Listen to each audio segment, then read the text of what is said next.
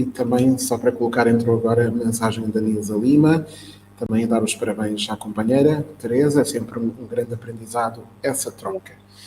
E voltando então agora aqui a conversa para Moçambique, com a Valuarda, que já não fala aqui há algum tempo, estamos com saudades de ouvir a sua voz. Valuarda, se calhar começar a falar um bocadinho sobre aliadas, sobre SESC, sobre a Valuarda também, o seu percurso, e como feminista também, não é? Falarmos um pouco de si e do trabalho que tem feito e também dar este aflorar, e tal como as colegas fizeram, sobre qual é o estágio atual as grandes pautas, as grandes causas que nós estamos ou que temos em cima da mesa em Moçambique em relação a direitos das mulheres, e então depois avançarmos a conversa nesse sentido. Creio que a Adriana ficou aqui com algum problema da internet e já se volta a juntar a nós, mas se faz favor, Valuarda, obrigado. Muito obrigada a quem nos ouve pelos 3 cantos do mundo. Não vou me repetir em relação ao que a Teresa disse, partilho do mesmo desconforto em relação à palavra lusofonia, quase que entra em contradição com o movimento feminista, não é? Mas conseguimos perceber que a intenção era expressar esta ideia de falantes de português, não é? De expressão portuguesa. Mas deixa-me dizer que Valuarda Monjane é uma feminista de nascença, como dizia no início. Faço parte daquele universo de raparigas que sempre cresceu inconformada. Nem nunca tinha ouvido falar de palavra feminismo, de feministas, não as conhecia, mas lembro-me bem do desconforto que sentia ao reparar que parecia que rapazes e raparigas nasciam destinados para ocupar lugares diferentes no mundo, papéis sociais, expectativas diferentes para rapazes, para homens e mulheres. E olha que eu sou de uma família média, com os seus privilégios, mas obviamente que quando falamos de papéis sociais, normas de género, não existe de fato nenhuma distinção de classe. Moçambique é um país extremamente patriarcal, com normas práticas extremamente nocivas, negativas em relação aos direitos humanos das mulheres. Então, cresci neste desconforto, nesta frustração também. Eu digo isso muitas vezes porque toda feminista sabe como é difícil ser diferente num meio em que as mulheres, as raparigas à nossa volta parecem tão conformadas com o estado das coisas, com o seu status quo. Portanto, eu cresci em conflito comigo mesma e em conflito com o que vi à volta. Portanto, foi mesmo com extremo alívio quando cheguei à faculdade.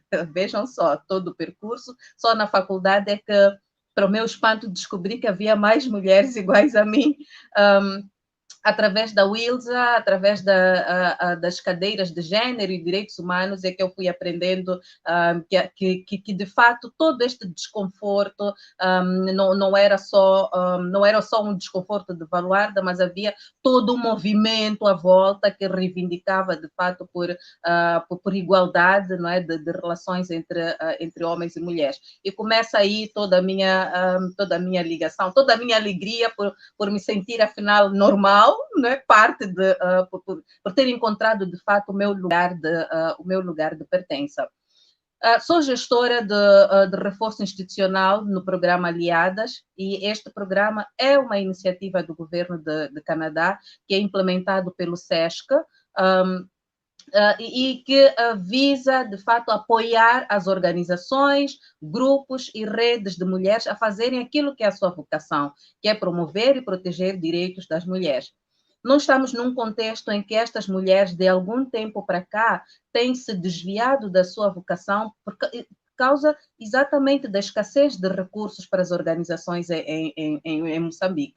Portanto, vemos organizações, estávamos num contexto em que organizações que promoviam direitos por causa, de fato, da necessidade de seguir os fundos existentes, acabavam, de fato, indo para, muitas delas, para áreas de saúde, HIV, por exemplo, que foi a tônica dominante durante muito tempo.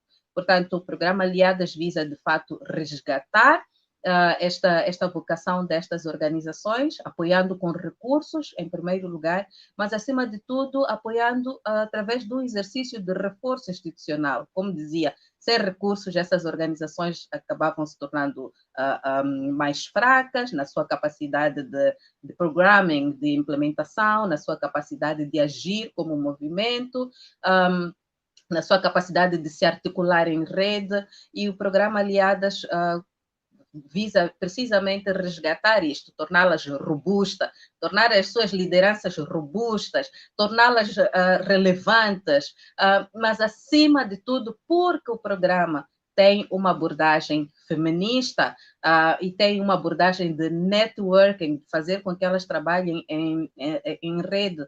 O grande papel que o programa tem é, de fato, garantir que elas se orientem por estas práticas, independentemente da área em que elas estão a trabalhar. As parceiras que recebem recursos do programa trabalham nas mais diferentes áreas de atuação, mas o que as caracteriza é que, de fato, percebem que nenhuma destas áreas, nenhuma componente de direitos humanos pode ser avançada sem desconstruir práticas, sem desconstruir as normas de género.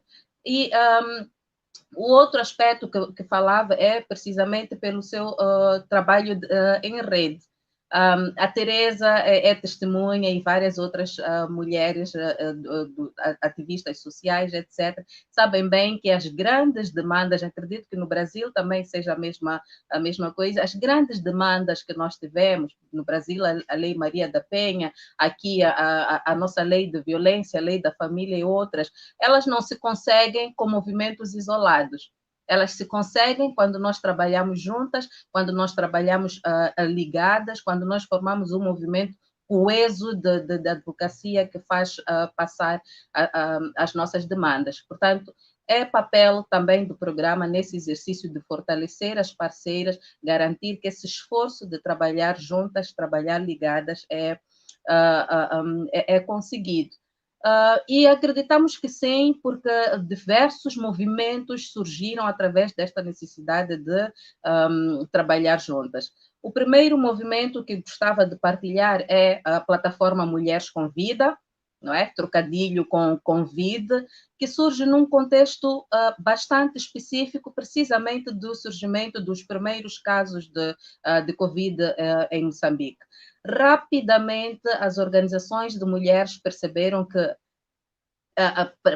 claramente, como acontece em todas as situações, todas as crises humanitárias, embora as mulheres não sejam aquelas que são as mais atingidas em termos de mortalidade, em termos de morbilidade, sem dúvida são aquelas que sofrem gravemente os impactos destes mesmos eventos. Por quê? Porque exacerbam as várias fragilidades, as várias vulnerabilidades a que elas já estão sujeitas. Portanto, este grupo que se constituiu,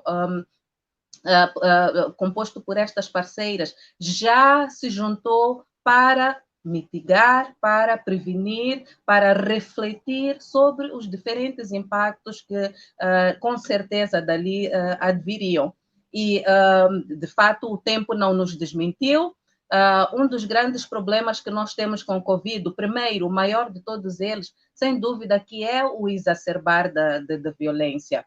Infelizmente, Moçambique é um país com muito poucas estatísticas, e esse é um problema que, de fato, até mesmo esta plataforma pretende levar como demanda para as instituições apropriadas. Poucas estatísticas, e as poucas estatísticas, muitas vezes, elas dificilmente saem ao público. Mas as últimas estatísticas existentes mostram claramente que a Covid, como acontece em todo o mundo, a Covid exacerbou os casos de violência. Se compararmos com o igual período do ano passado, sem Covid, constatamos, os dados dos gabinetes de atendimento mostram que 20%, tivemos um aumento de 20% de casos de violência sexual de menores, e menores abaixo de 12 anos. Portanto, estamos a falar de um país onde mulheres sofrem violência,